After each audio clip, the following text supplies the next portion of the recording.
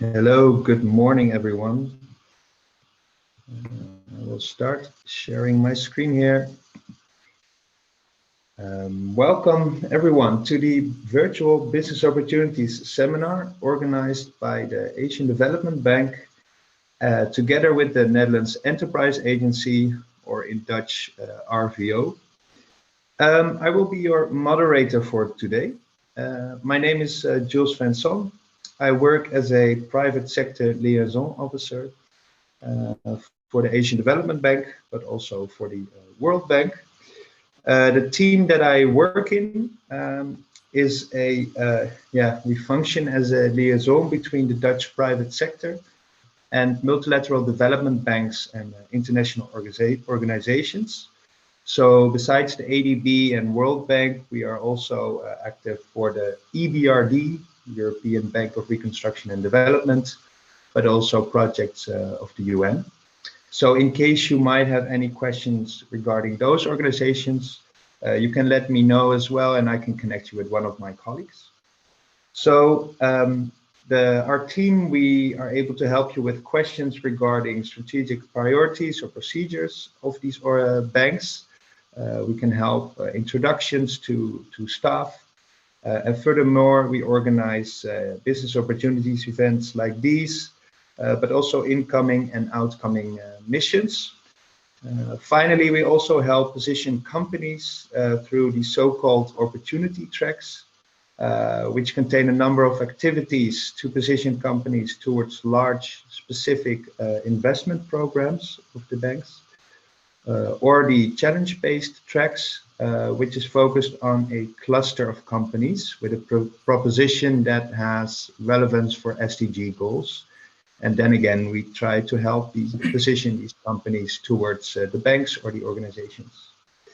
So we are the point of contact of doing business with the banks in The Hague.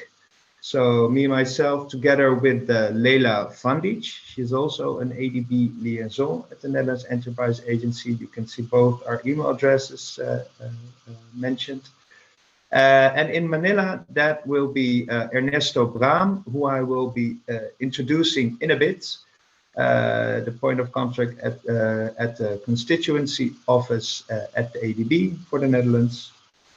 So that said, before we start, I'm showing here now the agenda on how we will continue.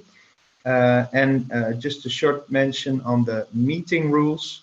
So everyone, all participants are muted, but in case you have any questions during the whole webinar, you can just fill in your question in the chat function.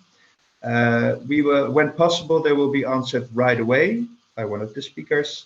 And if not, we will try to address them in the Q&A session at the end. So that is it from my side for now. I would like to introduce now Ernesto Braam. He is the alternate executive director for the constituency office for Canada, Denmark, Finland, Ireland, the Netherlands, Norway, and Sweden at the ADB. He's a Dutch national, officially joined the constituency office quite recently, as of the 1st of September this year. He's a government relations expert, a diplomat and negotiator, has lived and worked in East and Southeast Asia, Europe and the Middle East. He's an expert on topics on infrastructure investment in Asia, government structures, diplomacy, geopolitics, and economics. Herewith, I give you the floor, Ernesto.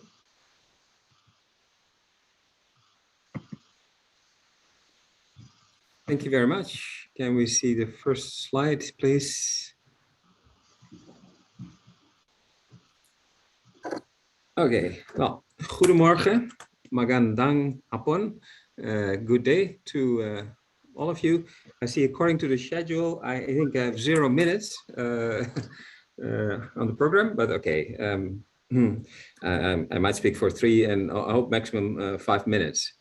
So I'm very happy to address you today during this business opportunities seminar. My name is Ernesto Braam. There you see a picture of my office with slightly outdated furniture. Please, next slide. Yeah, a few words about Dutch involvement in the Asian Development Bank. We've been a member since the beginning of the bank in 1966. We are one of the smaller members, although by far not the smallest. And that's why we are grouped together in what we call a constituency.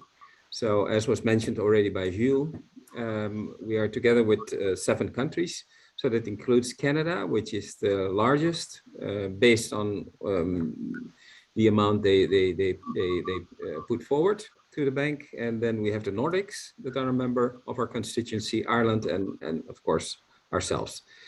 At the moment, we have a Dutch vice president in the management, but who is going to leave us soon. Please, next slide. So the ADB, as you can see on this map, has offices throughout Asia and the Pacific. You can see the offices there. Some of you are maybe familiar with the offices, might have had some contact with them. The office in Afghanistan, all the way sort of to the left on the map, has been evacuated. The office is still there, and we are awaiting what the developments are in the country to see how we proceed from that in close coordination with the other multilateral development banks. Next slide, please. Here you see a sort of overview of the contracts that Dutch companies have managed to secure in 2020. We don't have the figures yet for this year, for the whole year. And here you can see that there was a total amount in 2020 of $22 in contracts awarded to Dutch or Dutch-linked companies, a total of 39 contracts. And I think, as most of you already know or expected, it's primarily on consulting services, different types of consulting services. Next, please. Now, what I think might be interesting to you is how to approach engaging, dealing with the ADB, when to do that and how to do that. Now, it is important to read, if you're interested in doing business with the ADB in specific countries, to read the country partnership strategy on that country. The country partnership strategy, so that is the CPS there mentioned. I don't like jargon, but I've been here since 1st of September, and I quickly start to get the jargon of the ADB in my DNA. And the CPSs have been drafted for well, all the countries, the member countries. There are also country business plans, which you can read to see what are the plans ongoing and possibly future of the ADB in that particular country, because that's very important for your business opportunities. Now, there's a lot of online information available on what the ADB is doing, both centrally and in the different countries. I would advise for those of you who are new to this business is to try to operate in consortia when you are bidding for contracts, for tenders, because you have, I think, a bigger chance to get this, to get the contract awarded. May not be always necessary, but it might be useful. In together you are stronger generally. Also, make sure you have good contacts with the ADB office in a particular country where you think you have a chance to get a contract, to provide services, and then contact the resident mission there. And of course, the last bullet here, but not least, do make use of the Dutch embassy. So that is either here in Manila in the Philippines or in the different countries in Asia. Also, of course, RVO, that's Jules, who has a lot of knowledge and experience, and also ourselves here in what we call our constituency office, which I just mentioned, the 7 countries that have pulled together. Next slide, please.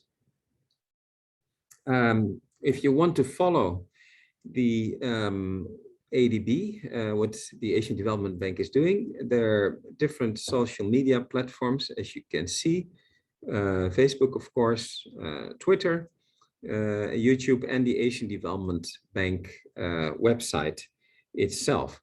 It's very useful to follow this. There's a lot of news on it, also on longer running contracts and projects on loans. And also you can see on certain themes like energy policy, which is being discussed at the moment and which will be in the board decided tomorrow. Very important policy for energy company, also for consultancies and for our climate goals. So you can see those bigger themes also being mentioned on the website of the Asian Development Bank. Now, I would like to keep it to this because we're now already quite a few minutes over time. And then the last slide, well, I would like to wish you success well, in the sea of opportunities, as we see, in dealing with the Asian Development Bank. So wish you a very good seminar today. Thank you. Thank you, Ernesto, for the opening remarks. We will continue right away to our next speaker, which is Rustam Abdukayumov. He's the director of the Procurement Division 2 of the Procurement Portfolio and Financial Management Department in the ADB. He oversees procurement and consulting operations in East Asia, Southeast Asia, and the Pacific countries. He has over 20 years of experience at the ADB and joined in 2001 as a portfolio management officer in the Uzbekistan resident mission. Rustam, the floor is yours. Thank you so much, Jules, and good morning to all our colleagues from the Netherlands, and also good morning, good afternoon to our ADB colleagues. It's really my pleasure to welcome you to this virtual business opportunities seminar, and I also would like to thank the Netherlands Enterprise Agency for helping us in organizing this event. So maybe to start with, I will share a little bit of information about the ADB's portfolio. So despite of the pandemic, it's still continuously growing, and we have more and more projects processed. Of course, there will be more focus on the health sector because of the COVID, but also other sectors are being kind of supported by ADB the way we used to do. So current sovereign operations portfolio stands at about $100 billion US. So this is the total value of all projects for which ADB provided financing under government guarantees. And in addition to that, we have about $14 billion US portfolio of non-sovereign operations. This is where ADB's private sector operations department provides loans and equity investments to different private sector clients without government guarantees. Just to give you some idea about the consulting services, we have about 200 million spent for consulting services last year, and these are consulting services which are directly administered by ADB. It means ADB does recruitment of consultants, and then we administer and manage all these contracts. On average, we recruit about 4,000 individual consultants annually, and maybe 200 plus contracts with the consulting firms. This is what is directly administered by ADB. But we should not forget that there are many consulting opportunities under loans and grants, which are managed by our borrowers. And because ADB portfolio is growing, we see quite a big demand from borrowers, not only for supply of goods and civil works, where we need contractors, but also in consulting services. What we noticed, because the size of civil work contracts is much larger, and of course there is a greater interest, all the large contractors, they usually try to open offices in the countries where they're interested to bid, and therefore they are able to monitor all these opportunities on a regular basis. Situation with the consulting firms is different because not all firms can afford having offices in several countries. So therefore, through these kind of seminars, we are trying to share information where to find those opportunities, right? And today we will be focusing on the so-called agriculture sector, but it's very closely linked to water resources. And we know that Dutch companies have very strong experience and expertise in the area of water policy, transboundary water management, capacity building of water management institutions, and so on. So since I think Jules mentioned, I started working with ADB in Uzbekistan, and 20 years ago, there was very strong cooperation with the Dutch companies and with the Delft Institute for Water Education, where we were trying to facilitate a dialogue on transboundary water management in Central Asia. So I think there are a lot of companies who have a strong expertise in this, in the water management sector, and I think there are plenty of opportunities because if we look at the size of sectoral distribution, transport and energy are the largest two sectors. Then number 3 would be water and urban water, and this is also continuously growing. So there will be quite many opportunities in these sectors. Also, I wanted to maybe share with you that, and perhaps you are also aware, that because of the pandemic, many infrastructure projects have been put on hold. And since we have many projects in the agriculture and water sectors with the big infrastructure contracts, these were also affected, mainly because due to travel restrictions, it was not possible for contractors to operate in the field. And for the same reason, the construction supervision consultants were not able to basically do much work in the field. But now we see some positive signs. There are some improvements in different countries where they allow contractors and consultants to come back and basically continue their work, subject to, of course, complying with the certain health and safety protocols. And we hope the situation will be improving. So whenever you have a new contract, you will be able to travel to the country and work basically in the field. Another point I wanted to make, especially for consulting companies, is that traditionally ADB would recruit consultants for project preparation, for conducting different studies, and for project implementation. But lately we see a trend that many borrowers, they would like to hire consultants for more specific technical expertise. This is for different types of field surveys which are needed for preparation of infrastructure projects. This is also for preparation of detailed design and also for construction supervision. Because projects are becoming larger, contracts are also becoming more complex. Not all borrowers have capacity to basically ensure proper level of construction supervision. So this is a new kind of niche which is basically evolving. And also I wanted to fully kind of support advice provided by Ernesta regarding association or creation of a consortia. What we see lately, maybe the last 3-4 years, that even large companies, they're trying to associate with other companies in order to strengthen their capacity and in order to increase their chances to win contracts. So this is something which is happening across different sectors. So many very well-known consulting companies which used to submit bids just by themselves are now associating with some other companies. So that's just for your information when you will be considering where to participate and how to approach to upcoming opportunities. So I think our colleagues from ADB will share with you more information about the pipeline of projects in the agriculture, water sector, and we will also cover our procurement framework.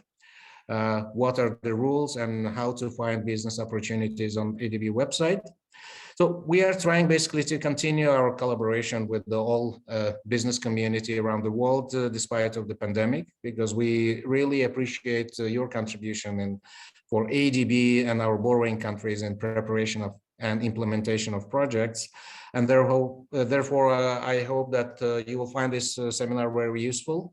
So you will get the information you're looking for. And I also hope that it will help you eventually win contracts under ADB finance projects.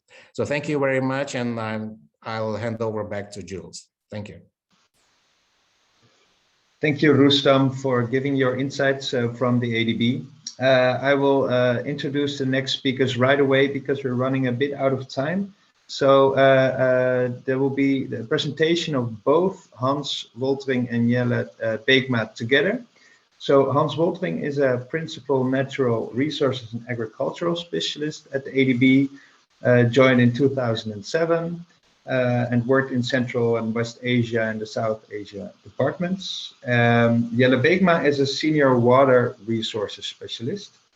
And has over 30 years of experience in irrigation, drainage, water supply, and sanitation, and river basin management. So please, I would like to give the floor to you both.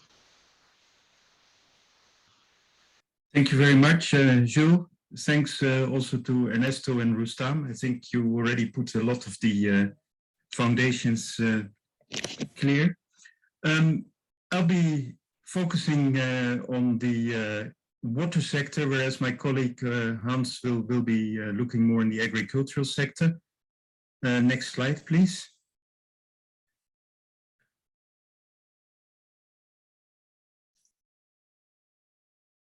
Oops, I think there's something going wrong with this slide. Yeah. So I'll quickly go through the sort of main issues of the development agenda and the ADB strategic focus. Then we'll look at sector portfolios for agriculture and for water, and a few maybe strong sides of Dutch expertise, just to have a bit of discussion on that. Next slide, please. As many of you maybe know already, in the ADB we have a strategy 2030 in which we look much more integrated to many issues. We have 7 operational priorities, and actually agriculture and water are in many of these operational priorities. The first one is addressing the poverty, the remaining poverty that you have, and reducing inequalities. The second one is the accelerating the progress in gender equality, very important, of course. Third one is climate change and disaster resilience and environmental sustainability. Our fourth is making cities livable. The fifth is rural development and food security. The sixth is governance, institutional capacity. And the seventh, maybe also should be the first, is the fostering of regional cooperation and integration. In all, there are some elements of agriculture and water, but particularly in the climate change, the rural development, and making cities more livable. And we'll get back to that in a few examples. Next one, please. Very important, we already mentioned that a few times. What are the key moments of interest for you as companies, consultants, and also maybe contractors and goods. We have a country partnership strategy, and if you click, I think you get, yeah, that is quite often done by staff consultants. On the basis of that partner strategy, we have partnership strategy. We write a concept of a number of projects. We get them preparation, and if you click again, you'll see that will be consultants as well. The preparatory, there's individual consultants, but also firms. If you click again, work often on the preparation. After the preparation, we go to loan negotiations and board approval together with the member country. Then we get the implementation of the projects, where again we have possibilities of consultants, implementation consultants, but we also have an interesting possibility for some of you who will be delivering goods, for example, measurement equipment or very dedicated infrastructure. And of course, we do evaluations, and that then runs into a country partnership strategy for the coming years, obviously done jointly with the developing member countries. Next one, please. For a water perspective, you see here a map from 2019 with the baseline water stress, and you see in the Asia part, there are many countries and areas where you have considerable water stress. So for that reason, obviously, water remains and becomes more important. Also considering the focus on resilience and climate change that's become stronger and stronger. Next one, please. We have a high urbanization, as you know, in Asia, which of course puts a lot of pressure on the water resources, on the agricultural resources. We get increasing competition and demands from different sectors, agriculture being the largest ones, but more and more industrial, and obviously water supply and sanitation. Water quality is deteriorating due to the growing population, growing wealth, more production and less attention to water quality. Food security, which became even a bigger problem also during the COVID crisis. And due to climate change, we get an increasing of extreme weather events. The weather events also have more impact on people because there's so much of a higher population density. And still there is a lot of challenge in getting good governance and capacity. Hans will now take over and come with a few issues that are important for the rural development and agriculture. Hans, over to you. Next slide, please. Thanks, Jelle, and thanks, Jules, for your help with getting the event organized.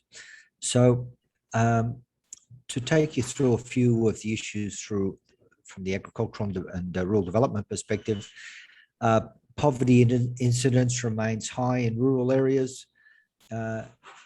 Whilst this slide covers the situation in many countries, and there's always a danger in talking about trying to cover many countries in one slide. So please accept that I also understand the limitations of what I'm presenting to you here.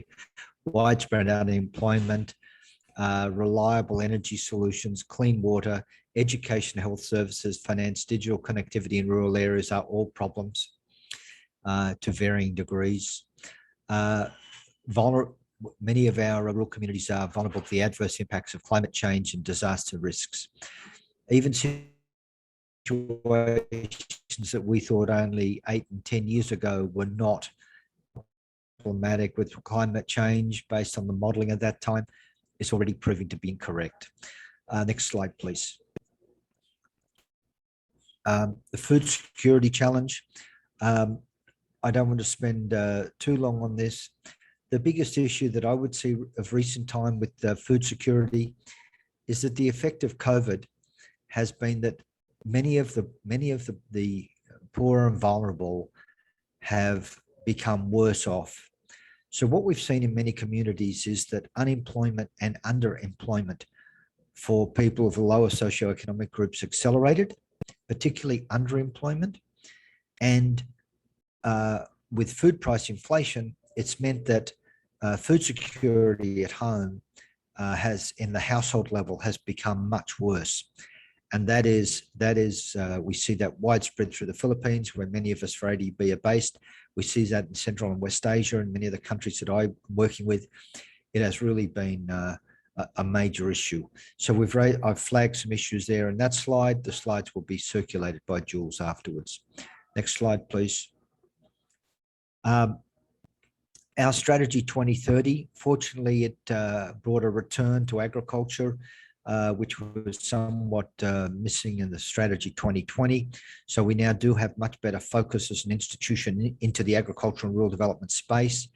Our investments are focused from farm to fork, is the term they use. And the focus areas are rural development, agricultural value chains, and food security. Thank you. I'm just going to pick up on some of the COVID-19 impacts and outlook. Imbalance between food supply and demand. And of course, that's an issue at the local level, not necessarily, it's always, one needs to think about food security and imbalances at the local level, not necessarily across the country level. The situation in rural areas is likely to worsen. Next slide, please. We've put together a set of actions for the new normal, short-term actions to promote an active government role, bring markets to consumers, ensure access to inputs, collect and disseminate good information, ensure smooth and domestic international trade, expansion of social protection systems, and strengthen links between health and agriculture. They're short-term actions that we hope we can work with our client countries. And then there's a series of medium and long-term actions. Next slide, please. Back across. Yes, sure. Yeah. Yeah. So continuing, in fact, the sort of dynamics that started with the COVID, we've also been looking at a number of most important actions from the water sector that are probably not going to surprise you. More inclusive WASH. So there's a much more stronger focus on WASH, which is very welcome, because of course sanitation has not always gotten the attention it needs. Acceleration in digital utilities, because those were the things that allowed utilities to continue to work, including also irrigation services. The building capacity for the financial strengths for other issues that could happen in the future. The sensitivity was clear.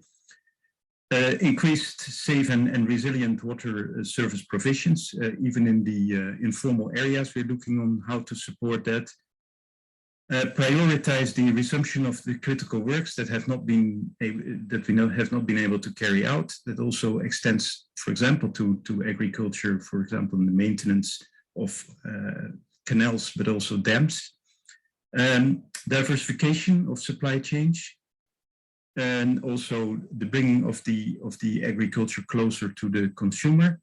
And we're working very strongly also on green and nature positive recovery, so have a much better and resilient environment. I go now back again to Hans for the portfolio on agricultural. To give you a sense of things, what we've done is prepared a series of slides on some of the historical data for investments to help you get a sense of where we've been. And that, of course, can be a bit of a guide on where we might go. So there's 2009 to 2020, A&R sector, that's in millions of dollars and percentage share on an 11-year data basis. So 4.7 billion, that's 33% into irrigation, water-based natural resource management, 15%, rural market infrastructure, 9%, and then the declining percentage shares down through there. Over that 11-year period, I would say that 7 years of that period, 8 years of that period, agriculture had a lesser emphasis in the bank as opposed to irrigation and water infrastructure. So it's not surprising to me that we see the very much stronger investment in the irrigation sector in that period, with less on the agriculture. That is changing at the moment. Next slide, please. That's the last 5 years of committed projects. So it's running on average at about a 2 billion is our yearly target. 2020 was a bit slower because of the pandemic. We're expecting to pick that up again this coming year, which we'll see in a graph shortly. And there's a definition there of how the commitments work. But that gives you the general trend of the level of investment into food security. Next slide, please. Climate finance, climate adaptation, and then mitigation across 4 years. 2019 being the largest year, and of course what you see basically is the mitigation being significantly less than the adaptation. That's where we're at. There's a very strong emphasis within the bank for increased investment in climate finance. There we have targets to keep up project design to address an adaptation. Next slide, please. One, okay. Okay, and then that's the last 4 years of investment by subsector. You'll see there that the, if you recall, the error is at 33% when looked at a longer time frame. If we look at it the last 4 years, it's at 27%. Increased investment in market infrastructure, agricultural production, and there is further strengthening of our work in both market infrastructure and agricultural production. Next slide, please. All right. As you know, ADB is divided up into 5, 3, 4, shows there four departments. Central and West, East Asia, Southeast Asia, and then the private sector. We also, a number of projects, 2021 and 2022, the number of projects proposed, and then the number, how many billions. We are hoping to get to 2 billion this year, and with hopefully next year it's 3.8 billion and 43 projects. That is a lot of projects for the A&R sector to take to the board at 43. That's I'll be surprised if we get to 43. It's a very big number, and 3.8 billion would be, I think, a record amount going into the A&R sector. Next slide, please. I have not attempted to take you through a pipeline because firstly, I could never hope to answer detailed questions on the pipeline across the bank in our sector. That is really up to the project officers. There's the link so that you can go into it and see what is currently in the pipeline. That changes regularly.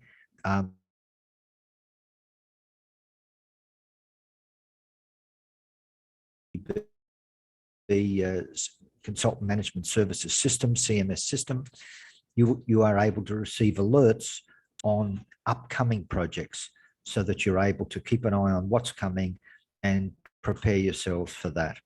So there's the link for pipeline. Next slide, please.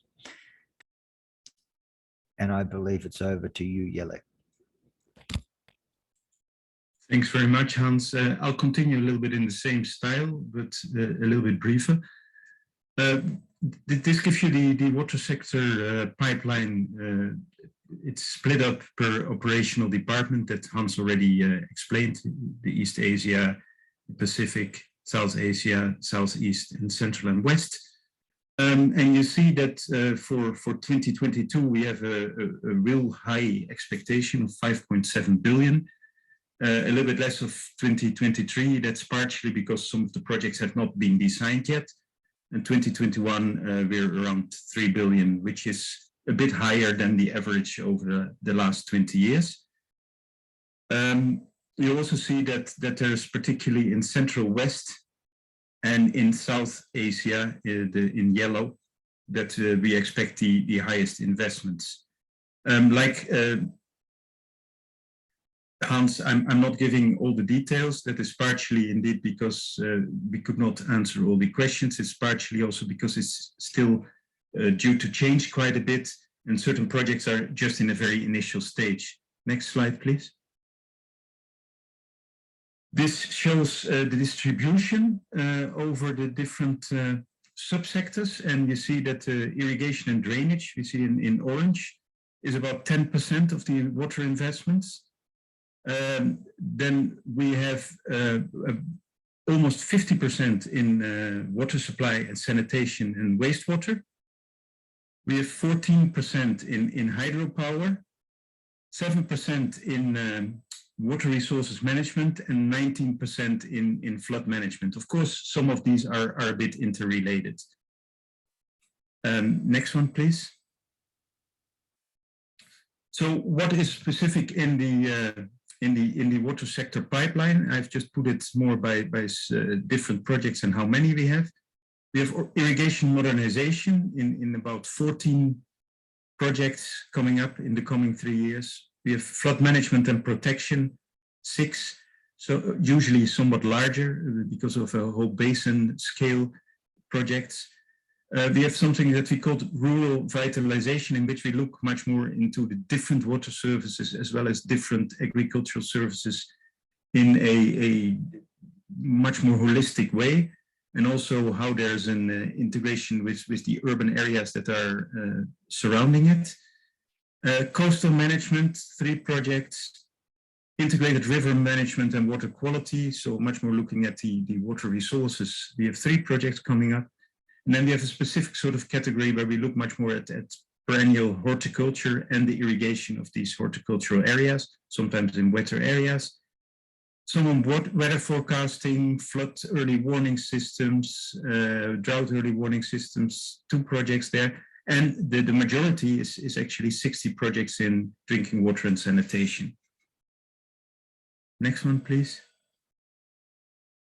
Go now back to some of the agricultural innovations that we think have a particular interest for the Netherlands and specific Netherlands expertise that could contribute to them. And Hans will present that. Thanks, Jelle.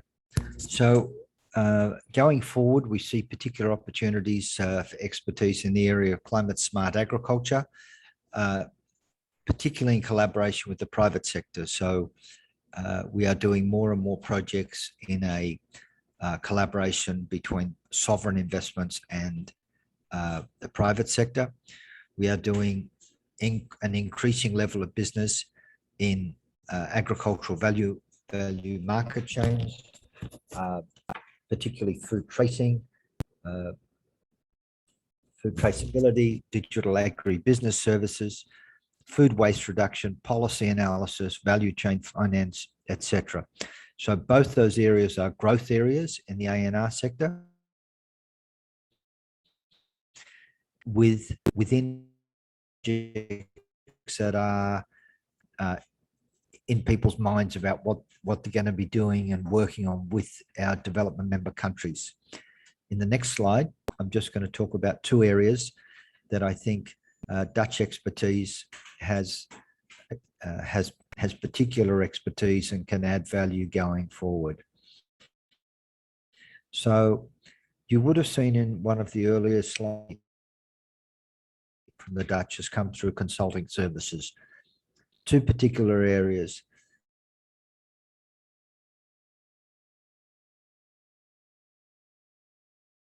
In the southwest of Holland, the indoor agriculture opportunity going forward in both the sovereign and non-sovereign side, that's the private side,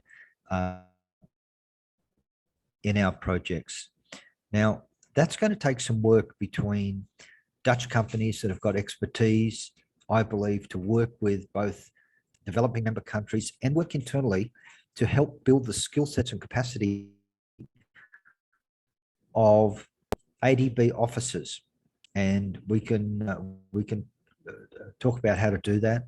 But the Dutch skill sets in indoor agriculture, to my mind, there's really 3 countries in the world that lead with that. That's the Koreans, the Israelis, and the Dutch.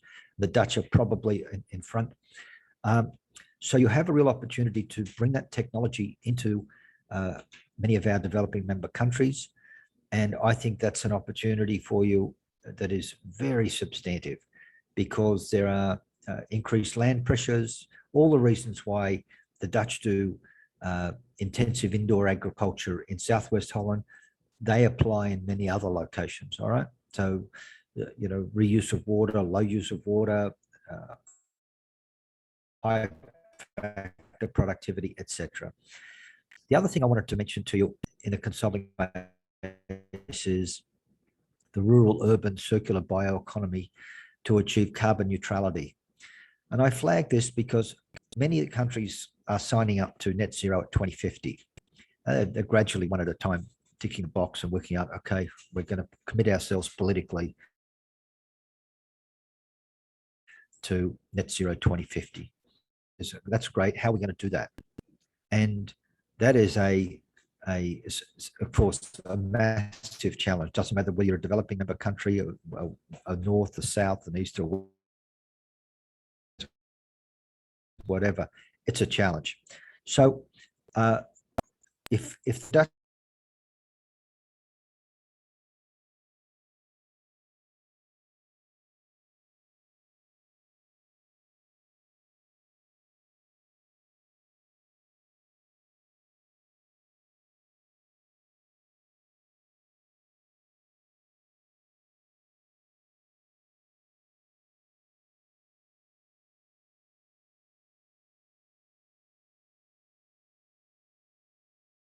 there are models you can develop.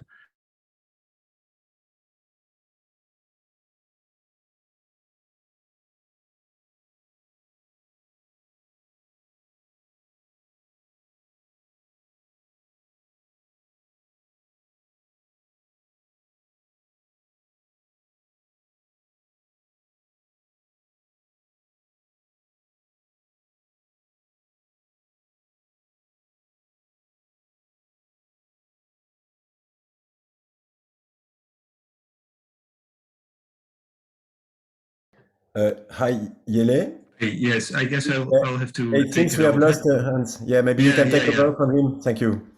Yeah, well, I'm very glad with these 2 points that we've brought up. I think these are really areas indeed of Dutch expertise that that are gonna grow, or are actually areas that are gonna grow a lot in ADB's activities, and where Dutch expertise would be able to contribute a lot.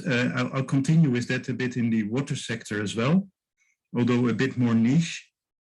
Particularly a bit on saline agriculture. Biosaline agriculture is a bit of a fashionable word these days because we have less fresh water. I just wanted to quickly go through the 4 major mechanisms, and most of you know, of course, but I mean, they all require a different sort of solution. You have this accumulation of salts in the root zone because there is salt in the water and the plant doesn't take it up. You have areas where we have irrigated a lot and where the topography and the drainage has been destroyed, and you get the water logging and secondary salinization. Then you have irrigation or use of saline groundwater and the upcombing of groundwater when you start pumping. And of course, we have also related also to climate change and seawater level rise, the intrusion, the increasing intrusion of salinity in coastal areas, which is of course also further exacerbated by the large cities that you have where a lot of groundwater is being pumped and you get the subsidence at the same time. Next one, please. Now, if you look at irrigation, we're supporting more and more higher water efficiency. We go to drip irrigation. That has the advantage of using a bit of less water and losing less to evaporation, but it has the disadvantage that we have less of a flow down in the soil profile and this leaching, and the salts are accumulating. If you look on the left-hand side, surface irrigation, you have no problem. You leach almost 40 to 50% of the water. On the top, you see the amount of water brought in, on the bottom, what is drained. Sprinkler irrigation, you're around 10 to 20% of the water that is drained, that maintains a good salt balance. But in drip irrigation, you go back to values very close to 0 for leaching, and there's a continuous accumulation of salts, and therefore salinity management is likely to become more and more important. And that's, of course, a traditional area of Dutch expertise, particularly after the floods in 1953. We have developed quite a bit of that. And of course, because we have got quite a bit of land close to the sea. Next one, please.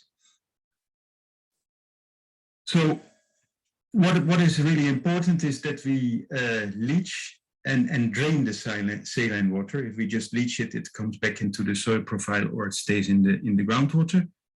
We've had a very good, and we still have, drainage technology, pipes, inlets, all kinds of materials, composite systems. We also got a lot of experience with improving sodic soils because the sodium in the seawater is so high, and if you have clayey soils, the exchange complex is saturated by sodium and you get grounds that are not very permeable. So we've developed all kinds of techniques for that. And we've also developed all kinds of salt-tolerant crops, but those need to keep a net leaching to be able to continue to grow. Even salt-tolerant crops have, in the end, an end to their tolerance. Next one, please. And that you see, for example, in the slide here. Here we see on the top, we see a number of better salt-tolerant crops. We have cotton as a very tolerant crop in the normal crops that you have. We have the Phragmites, the reeds that are already a bit more tolerant. And we have the Atriplex, which is actually a saline crop. But you see that it tops out somewhere in the middle and then starts getting more sensitive to salinity as well. So you cannot continue to keep on having a high salinity. You see that on the bottom. Even if we look at these, the bottom line in black, you see that is for Phragmites that has a very high tolerance of salt. But even there, if we start irrigating with very saline water, which you see on the horizontal axis, we see that we eventually go over the tolerance of the Phragmites if we don't leach sufficiently. We need to leach almost 100% if we are irrigating with salt water, with seawater level. So, and the same applies for Phragmites, for the Atriplex. So what I just want to say, even if you have salt-tolerant crops and you can develop them, you still need to maintain a salt balance. And the next one, please. This is just an overview of some of the Dutch expertise that we have in installing drains, in using all kinds of filters for making sure that the drains don't fill up with soil material and that they keep on functioning hydrologically. And on the right-hand side, you see the combination of pre-wrapped filters and a drainage machine. I think it's one of the expertises that we still have and that in the future is going to have probably much more importance again. Next one, please. And last thing, coming back a bit to what Hans already discussed, is there no hope? Do we run out of fresh water? Eventually, of course, no. I mean, if we do indoor farming or vertical farming, we eventually can even re-win most of the water that would otherwise transpire to the atmosphere. And we can have a real almost circular sort of agriculture. And again, there's a big role, I think, to play in advising there, in capacity building, and also in developing systems that are maybe not 100% recycling the water, but on somewhat lower levels and therefore not at such extreme cost. And there's a lot of potential. I particularly took here a article from the Economist, just to show that it is a Netherlands expertise, but it's done in many other areas, and it's a growing area. And in Asia, with many cities, there's a lot of potential for this type of agriculture as well, thereby reducing significantly the water use. With this, I come to an end of our presentation, and we get the continuation now with more of procurement issues by Kevin.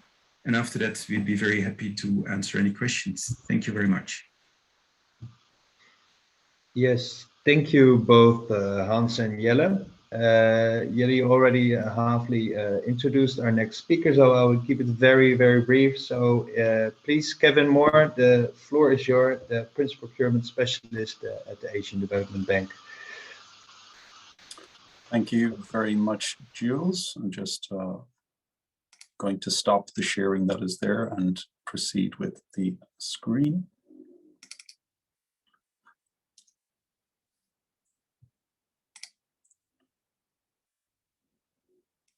Okay, so please, I presume you can see the screen now. All right.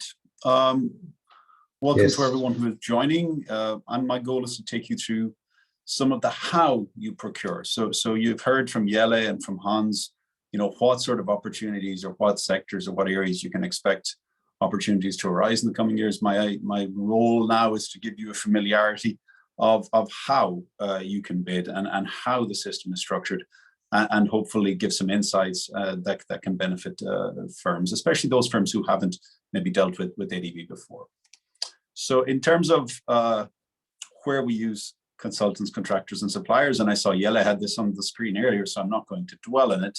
Right throughout the project cycle, there is opportunities for consultants, contractors, and suppliers. Now, the opportunities for contractors and suppliers are predominantly at the implementation stage, once we get into the actual delivery of the projects. Whereas for consulting firms and for individuals, the opportunities are spread right throughout the project cycle. Now, focusing on consulting a bit, I'm going to cover both works, goods, and consulting, but focusing on consulting because I know the majority of people on the call are from that background.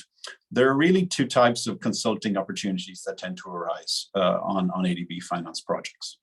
And these are consulting opportunities under what we call technical assistance, and those that are involved under loan and grant. Now, as Rustam outlined at the start, a lot of the opportunities, a lot of the engagement with ADB is under technical assistance, and the figures he gave were for that area.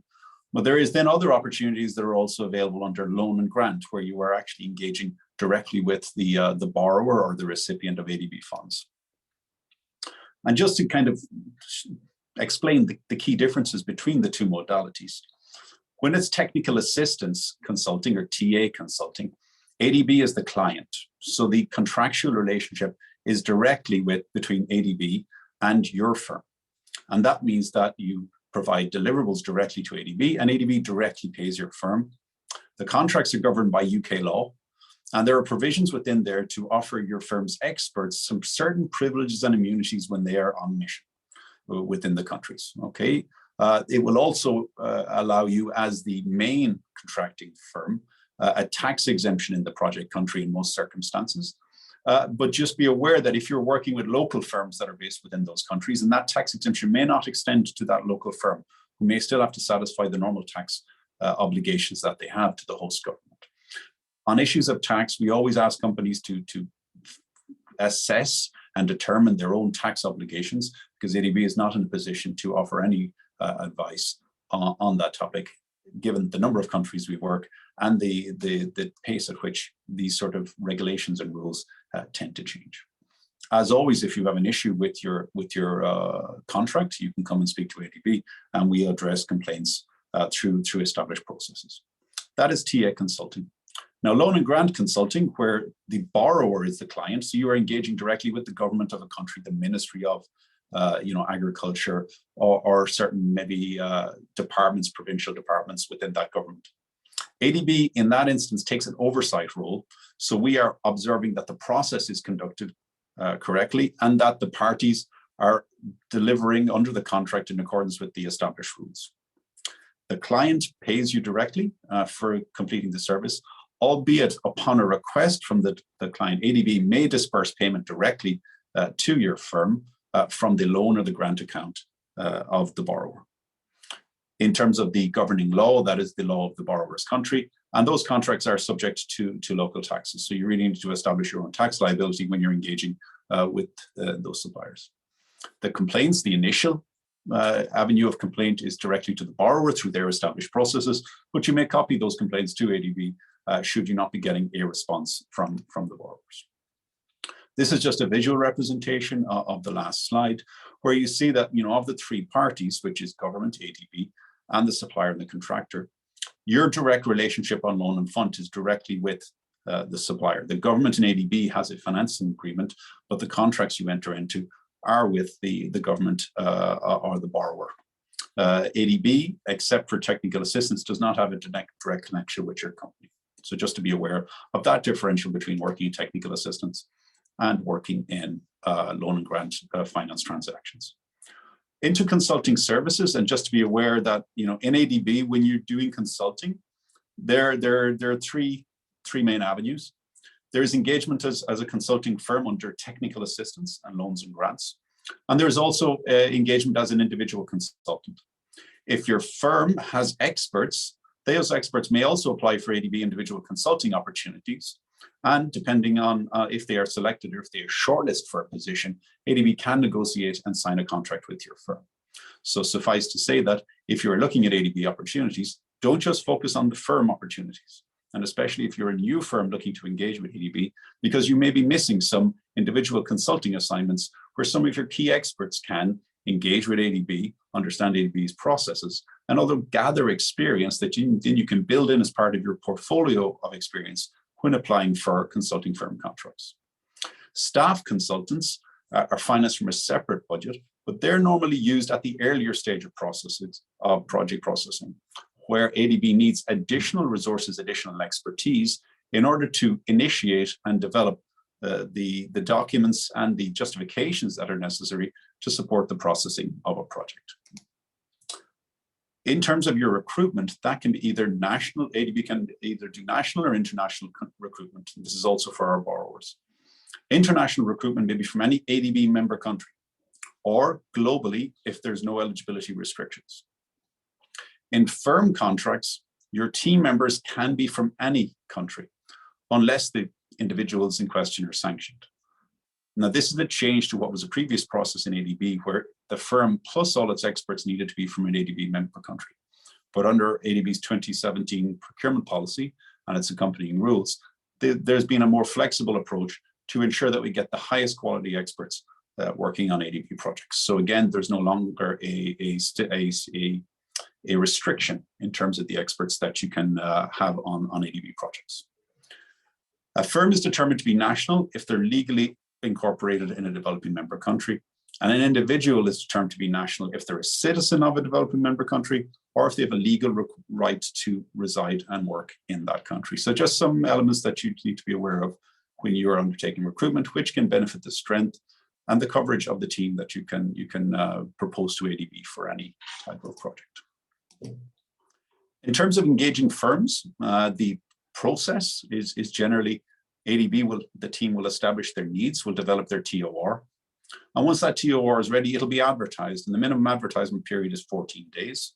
That is advertised on our consultant management system, CMS, and I'll give the links to that a bit later on. And it is advertised for 14 days. So if you are a firm who is interested in working with ADB, then you need to register for alerts on that system to ensure you get access to all opportunities that ADB is advertising. All firm consulting opportunities are advertised on CMS, and that is including both TA and loan and grant assignments. Once the advertisement is closed and ADB has gathered the long list of companies who are interested in working, then we will review that long list and develop a short list. There is no limit on the number of firms that can be in a short list, but generally, assuming there is sufficient competition, normally the amount that is shortlisted is somewhere between 6 and 8. We strongly recommend, we recommend our own teams to ensure you have at least 3 shortlisted. In some cases, due to the market and due to the level of interest, there's sometimes a difficulty in fulfilling the minimum quorum. But in general, we're talking about between 4, 6, 8 firms on a shortlist. Once the shortlist is finalized and approved, then we undertake the tendering. Tendering periods can be anything from 15 days to 35 days, depending on the complexity of the procurement. And ADB has a number of different internal structures that it uses to determine complexity. And that also determines the complexity of the bidding documents and the amount of information that you as a firm will be asked to submit as part of your RFP, request for proposal, for that selection. Once received, we undertake a 2-stage evaluation, generally, technical and financial. I'll cover shortly how that is often structured, and that evaluation arrives at a first-ranked firm, for following which ADB will enter into negotiation with the first-ranked firm to attempt to agree a contract. In the event that a contract cannot be agreed, then ADB would generally go to the second firm who are on the listing in terms of overall score. Once negotiations have been successfully concluded, then we will enter into a contract, and then further to the contract, a notice to proceed will be issued to start commencing the services. So that is a very brief overview of the process, going from shortlisting to request for proposal to evaluation, negotiation, and award. And that is the standard for all ADB consulting transactions. The most common form of ADB recruitment is called quality and cost-based selection. And in that selection modality, it means that both the quality and the cost are assigned a proportional importance within the overall evaluation. generally, quality is weighted at approximately 70% of the overall, between 70 and 90% of the overall scoring, with the cost weighted at anywhere between 10 and 30%.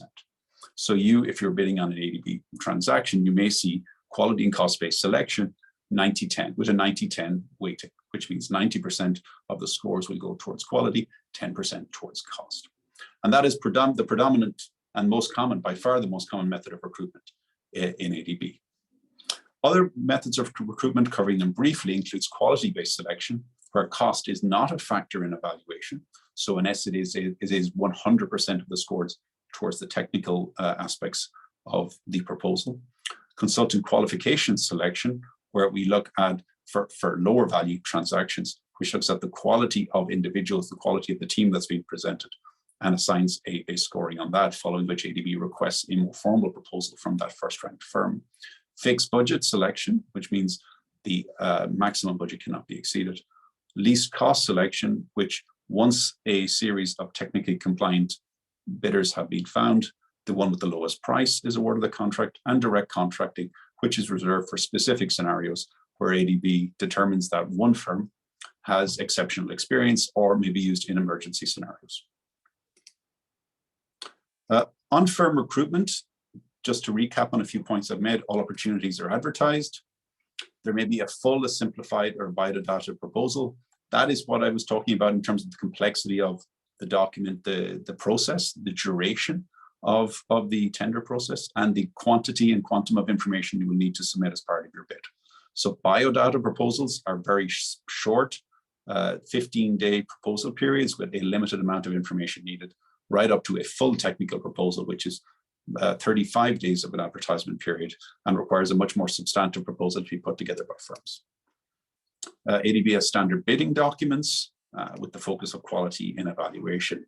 And the TORs that you may receive may be input-based, where ADB is requesting directly experts for a specific time period, or output-based, where ADB has a series of outputs or deliverables that the consultant is required to provide.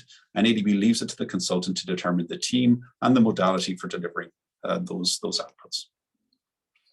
Linked to that, we can have time-based contracts where productivity is measured in terms of time spent, or lump sum contracts where productivity is based on the submission of achievement of milestones, submission of deliverables.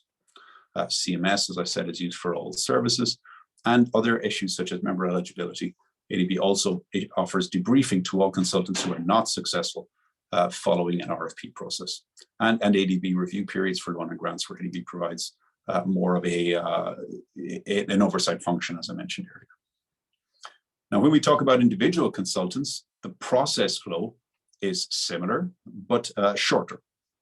So again, you need to establish, ADB's project team needs to establish the need and develop the TOR. And then it's advertised for a period of 7 days. Once a long list is received, well, then three individuals are shortlisted, and ADB engages with that first ranked person to negotiate a contract. As I said, if that individual is linked to a firm, then ADB will enter into negotiations with the firm to agree and sign a contract. And that is an option for those firms who are on the call today if you want to look at other avenues for engaging with ADB. Once the contract has been negotiated, then again, we will sign and issue a notice to proceed. So again, a much shorter process. The general time period from start to finish of an individual consulting process is about 30 days. You know, when we're looking at firm recruitment, then we're talking somewhere in the region of 2 to 3 months on average. Okay, some general points when you're approaching ADB contracts, and again, you know, this is something that links to something that Ernesto mentioned earlier on. There's 1 or 2 points here. As I've said, consider individual consulting opportunities. Understand the context and the background to the project. Don't just dive straight in. Unless you understand the context in which the work is going to be undertaken, unless you know the background to the project, it's very difficult to provide a very comprehensive and a detailed proposal. Know your client, so know their expectations. And if you have a chance to engage with the ADB team upstream of any consulting opportunities, you should take advantage of that. And leverage any experience with similar institutions. So if you haven't worked for ADB, but you have worked for the World Bank or other comparable institutions, then it's, you know, important that you demonstrate that whilst you may not have experience with ADB, that is not to the detriment of your ability to deliver. that you can leverage the experience you have with other organizations in order to deliver the services that are required. Identify partners who will add value, going to Ernesto's point earlier. Look at forming consortia, look at bringing on partners to strengthen your teams. And I believe Jelle made that point at one stage too. And understand the cost of doing business. So where you're going to work, the partners you're working with. I mentioned taxation earlier on, but that's just one element. Understand the cost of doing business so that when your proposal is submitted, is the proposal necessary to deliver all of the services. And finally, consider external experts will strengthen your team. And finally, the final point I had there, always ask questions. Do not be afraid to ask questions during the process if you do not understand the terms of reference, if you do not understand the process that is necessary. It is not a situation that ADB drafts every terms of reference and covers every single point. That is never really the case. It is quite often that questions, very valid questions, can emerge during the RFP process that can also not only give you clarity in terms of the information you need, but also can help fill gaps or clarify elements on ADB's side. So don't be afraid to ask questions. Common mistakes at the shortlisting phase, a lack of knowledge, incorrect skills match, and a lack of technical expertise. We see sometimes firms who throw a lot of expressions of interest at ADB, but don't put the work necessarily into it to get a very positive outcome from it. So really target the opportunities that you feel you're best suited for and demonstrate that knowledge at the shortlisting phase. And some cases, firms that have limited geographic experience, apply for positions or apply for consulting service opportunities, but then do not get there. And that is maybe linking back to what Ernesto and Jelle were saying about, if you have a limited expertise in the region or with the development banks, find a partner who can strengthen you in the initial few projects that you're working with ADB until you get to that stage where you can, act more independently. Albeit, as we said, the importance of some local partners on a lot of our projects is important, and especially important in the time of COVID, where travel is restricted. At RFP stage, financial information in your technical proposal immediately makes it invalid. Sometimes proposals are not fully responsive to the requirements of the TOR or don't demonstrate the strength of the firm. And not only don't demonstrate the strength of the firm, but don't demonstrate the strength of the consortium. So often we see firms who are putting a consortium together with the sole purpose of meeting a geographic experience requirement, but then don't actually explain how that consortium is going to deliver value in the actual transaction. So it becomes very obvious that the only reason that the consortium is put together is to meet the minimum criteria of qualification without any thought process in terms of how the partners will add value. And in some cases, having too many partners can lead to a very confusing picture as to how the services are going to be delivered. So really, I think there needs to be a bit of attention, and perhaps Jelle or Hans, if we go to any questions, can give some insights on that from their own experience. Issues with CMS also is a common problem. Do not leave submission of your proposal until the hour before the deadline. Quite often we have scenarios where firms do not leave enough time to deal with CMS. CMS is a relatively complex system to get all the boxes ticked before you submit a proposal. So leave adequate time, and especially if you haven't worked on many ADB projects, leave sufficient time and allocate that time to submitting your proposal. Now, briefly on goods and works. And this deals with the implementation stage, so detailed design, construction, supervision, monitoring. And again, the process for individual packages is, bidding documents, advertising periods, pre-bid meetings and site visits, and amendments submission and bid opening. In terms of advertising, the normal duration for a nationally advertised, or the minimum duration for a nationally advertised package is approximately 4 weeks, whilst for internationally advertised packages, it's 6 weeks. However, depending on the type of project, depending on the type of package, the duration can be much longer. So let's say if we have a design and build package, or we have a design, build and operate package in the water sector, we would expect sufficiently longer durations of bidding. At the evaluation stage, ADB has a number of standard processes in place for evaluation of bids that our borrowers must follow. If you go online on ADB's website, you can find ADB's guide on bid evaluation, which can take you through that process if you have an interest. And then contracting and contract management. So ADB, again, provides its review function And during contract management, ADB has specific requirements in terms of the development of a contract management plan that follows the project through its duration. Across all of these stages, ADB performs an oversight or a fiduciary function. And depending on the risk and the complexity of the package, then ADB may conduct that due diligence either with a prior review, authorizing the process to move to the next stages, or in a post review where ADB reserves the right to go back and review or audit the procurement process that was conducted to ensure that it was conducted in accordance with ADB's rules.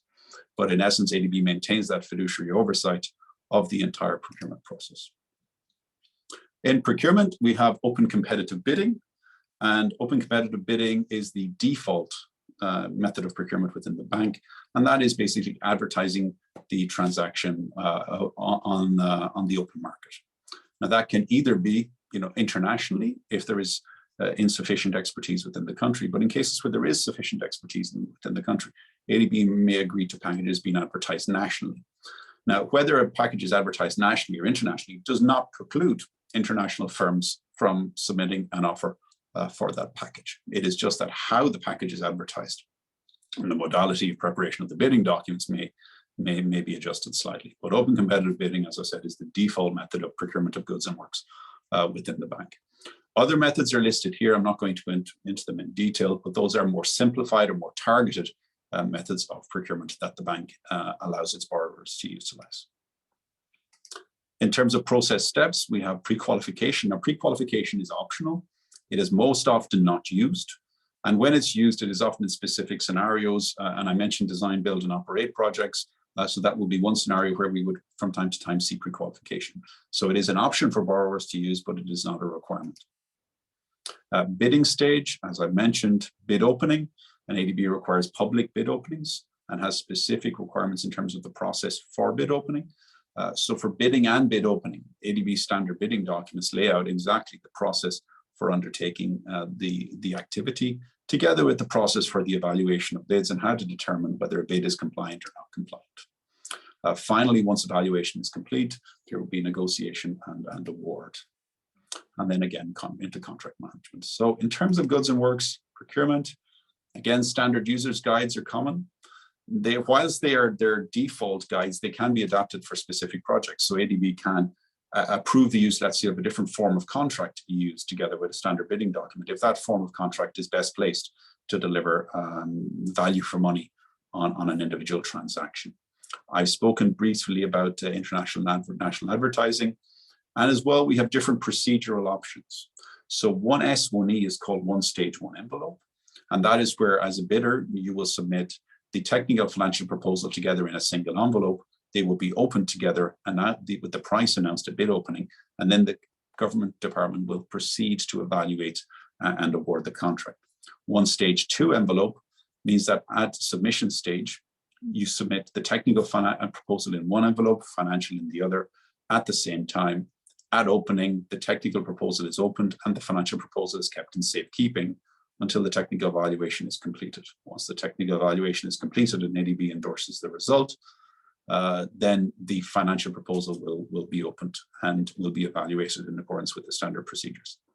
Two-stage and two-stage two envelope, 2S and 2S, 2E, are more complex procedural options where you want to get some idea from the market in terms of their technical approach and provide some insights and inputs in that technical approach or review that technical approach before you receive, let's say, more detailed technical and financial proposals. So it is more for more conceptual type projects. Evaluation, historically, evaluation was on a pass-fail basis. Now ADB is moving to allowing more flexibility, or has moved to allow more flexibility to adopt scoring systems or hybrid systems which have qualification requirements that are pass-fail, followed by a scoring system to determine the most economically advantageous tender in line with some other institutions. I've mentioned ADB's review system, and also ADB has the ability to do advanced contracting, which is in essence advertising packages before ADB loan approval is confirmed. Allow for abnormally low bids, which means that we have provisions in our contract that if bidders submit artificially or abnormally low bids, then ADB can allow with sufficient justification the exclusion of those bids for consideration. And that was to counter against a lot of issues that we had seen in the region where contractors were bidding low in order to claim back via claims during the implementation of our projects. Similar with consulting, we have debriefing and complaints mechanisms in place. So common mistakes, I'm not going to go through them all, but bids not being signed, no bid security or bid security declarations being included, incomplete bids, conflicts of interest. Nothing here is too, extravagant, but quite often it boils down to not following the rules of the game. So in every ADB bidding document, there is a section which details exactly what is the requirements for bidders, on what grounds a bid may be rejected. And really, by paying due attention to detail on that information, you can avoid a lot of these pitfalls. That's really nothing more to say on that topic. I will finish up now by on finding info and opportunities. And Jules, I hope I'm okay on time. I think I'm maybe pulling back the time a small bit from the other speakers, so hopefully that's okay.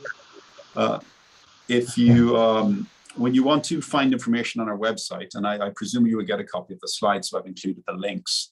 The ADB Business Center or the procurement section of our website is probably the best area to look. So if you go to the adb.org and you look at work with us, you can find, the procurement and outreach components of our website, where you can find some information that you need in order to access some of the information also that Jelle and Hans mentioned earlier about accessing the projects and accessing, an up-to-date list of exactly what projects have been approved and have gone to our board.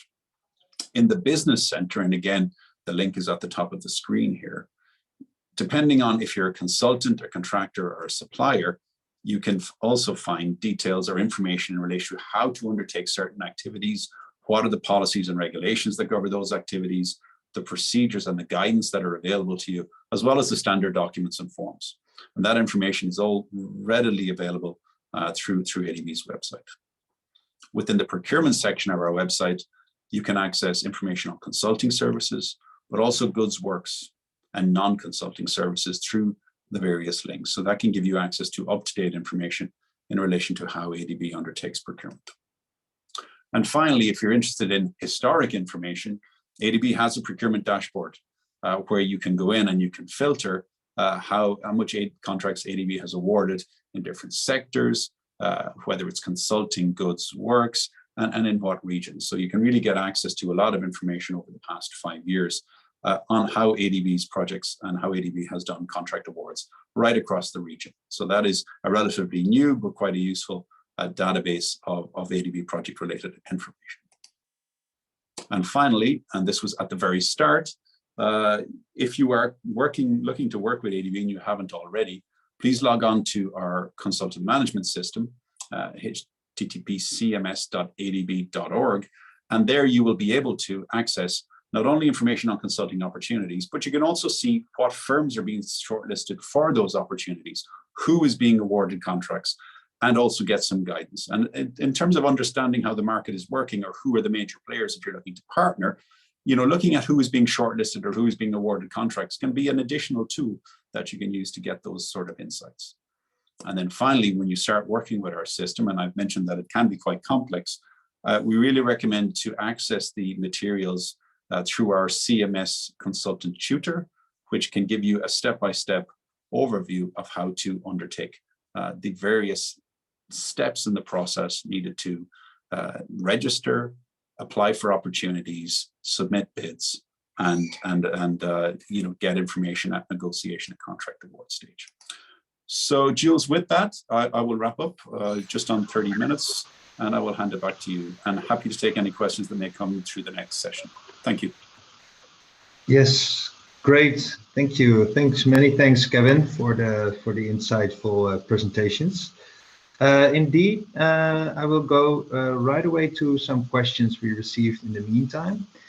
The first one is from Koen Boudenberg from Ridder Group. So that's the company experienced in greenhouse technology. So Hans, I reckon the next question is best addressed to you. In what countries do you expect to finance the most controlled environment agricultural projects?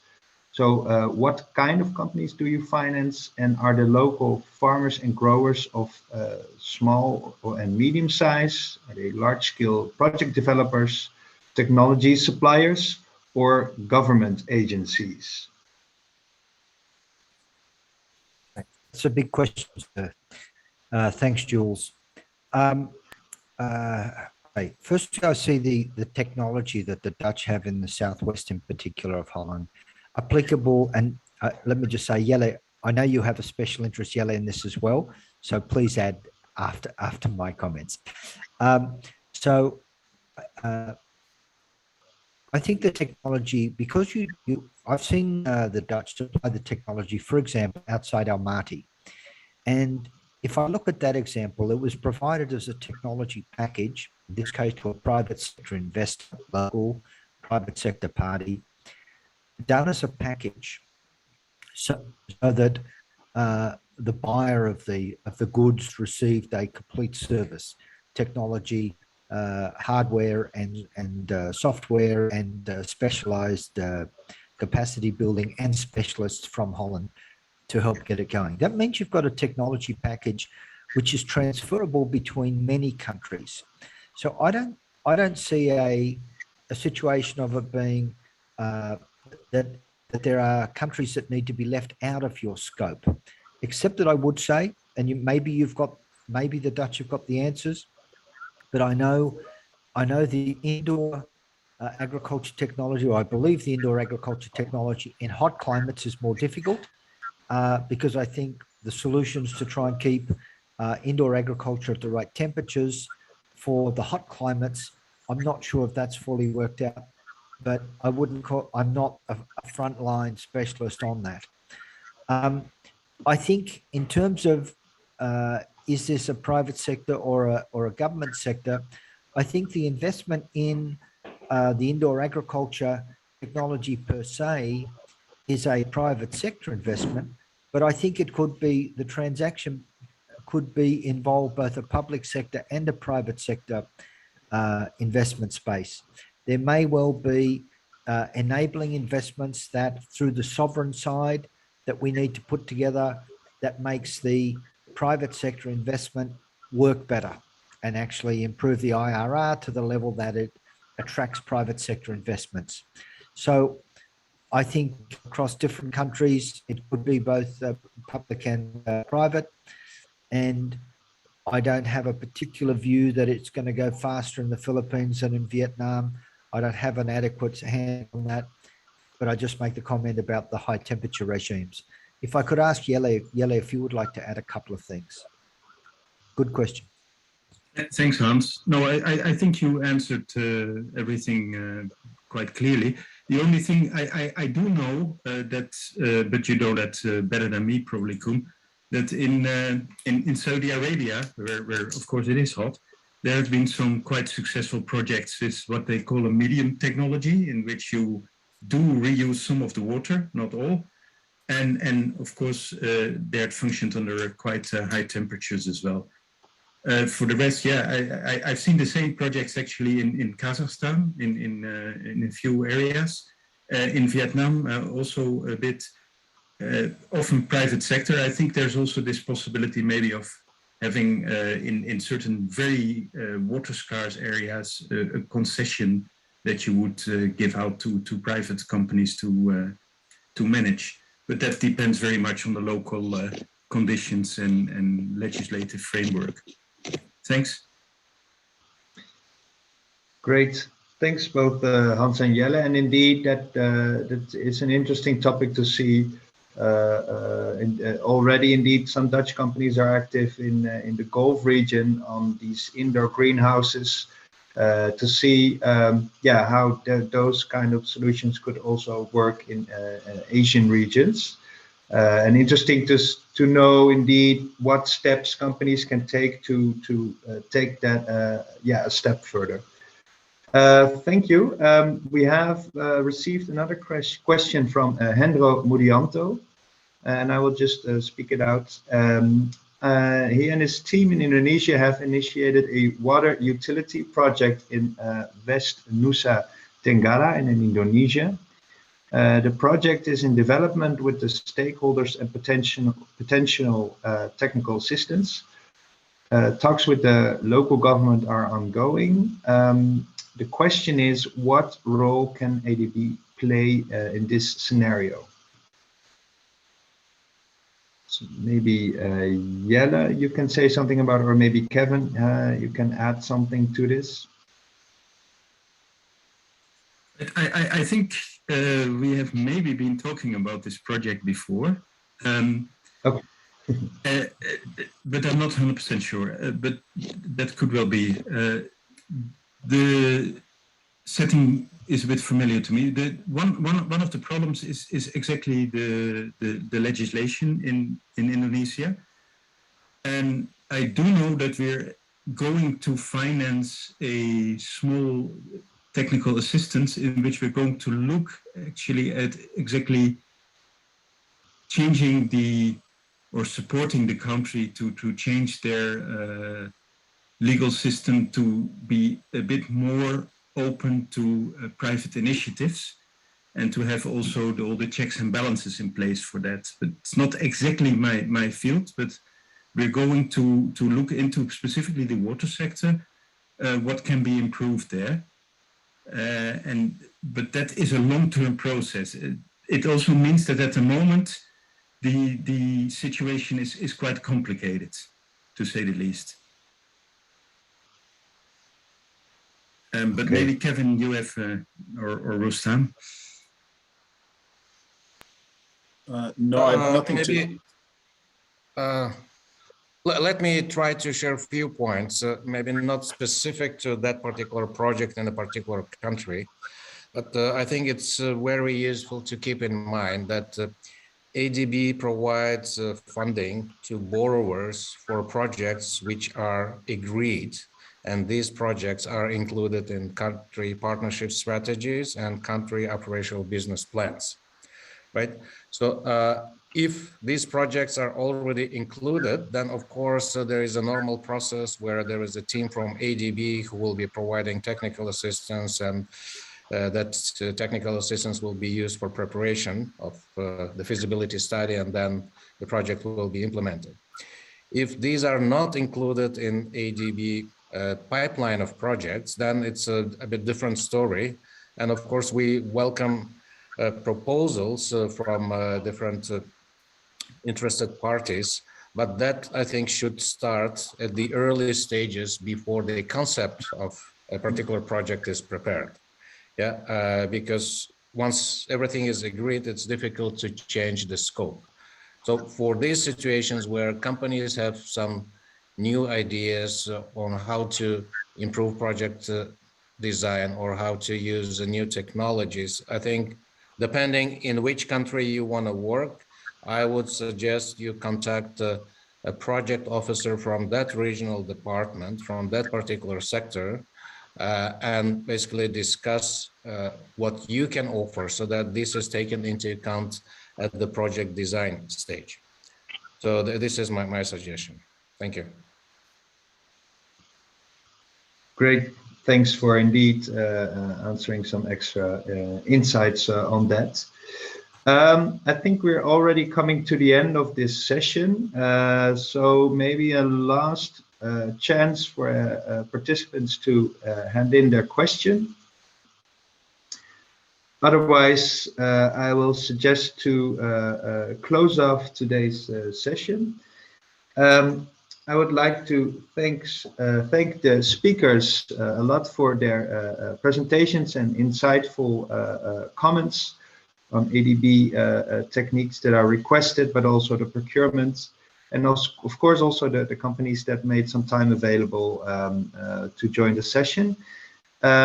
Please note, so if there are any other questions remained, you can send an email, and I will share my screen shortly. You can send an email to me or my colleague Leila Vandic. No, but that's already in the other. I'll just keep it there, like there. So you have the details. You can send your email, and then we will answer it for you after the session. So as we mentioned in our earlier communications already, on the 4th of November, we organize a ADB brown bag session. So this offers an opportunity for Dutch companies to present their innovative solutions to ADB staff. So today was really about from ADB to inform the companies on and ask questions. But the brown bag session is an opportunity to offer the companies a stage to have an in-depth discussion on their solutions and how that might work for challenges faced in the countries where the ADB finances. So all participants that are joined today, we will do an outreach in the coming days, so you will be informed by that. In case you didn't receive any email whatsoever, please ring the bell, so then we can still help you with that further. So that will be it for today from my side. Thank you all for joining, and yeah, good luck with all the work on more business development. Thank you. Thank you. Thanks a lot. Thanks. Bye-bye.